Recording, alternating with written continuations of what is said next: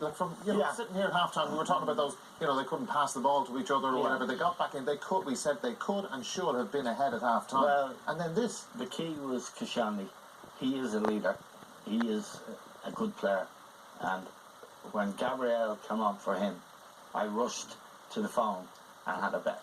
Because you can't replace Koscielny, who's a top player and a leader of that defence, with Gabriel and expect nothing to happen. But surely doesn't explain 4 goals. Oh, no, I'm just saying, well, don't forget, Munich came out and scored within a couple of minutes. So they're back in front now and they're at home. They've got out of jail, having given the penalty away. But then the disintegration happened. And Gabriel was responsible for a lot of it. Mustafi, who has just come to the club, will show him trying to manage Lewandowski.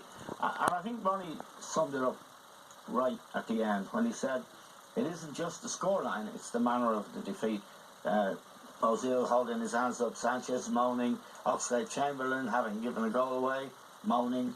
And I think if we'd have continued our pre-match discussion about Wenger, having made the case for, his greatness and his stature in the Premier League, I'd say now is the time to go. End the season. Yeah, because that was, as Didi said, the word is capitulation in a big match when you have your away goal. But you don't have enough players. If Gabriel is the cover for Koscielny, you're goosed. I knew when Koscielny went off that it was over. And that's the way it put it. To that extent, to just the whole thing just fold. Well, it's gone. It's very tenuous, you see. When Sanchez has been moaning for weeks, he goes on the press as he's centre forward now, and he looks around, nobody's supporting him. So his body language has been dire for weeks. So, and he hasn't signed a new contract.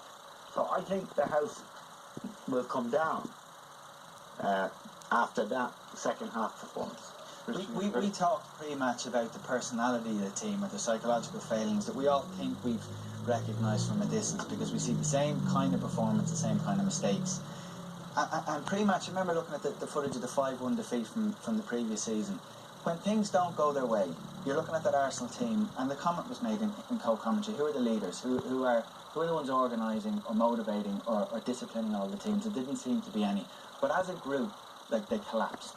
There was no response. The second one, the third one, the fourth one, the fifth one, they completely collapsed. And as Eamon said, they spent as much time having a go at each other. So where all the arguments and the points that we made pre-match are still valid now.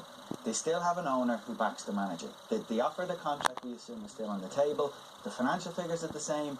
It's yet again knockout stages of the Champions League. So if you're of a view that represents success, tonight's performance or result won't change the owner's view, which is the key man here. Whether it changes Wenger's view, I think the impact, you're right in what you're saying, because it was so bad, it was so embarrassing, it was so disappointing, so many of the failings that we've seen in previous years, that those people who are calling for Wenger to leave will get noisier and angrier than they've ever been, and it's going to be a very, very difficult place to be in the Emirates. There's a Premier League game at the weekend, thousands of paying customers didn't show up. I think you're going to see more and more of that from now to the end of the season, unless he announces that he's going to go. If he says he's going to go at the end of the season, there'll be tributes to him all season. Oh, what a great man, and people will respect what he's done, only if they know he's going.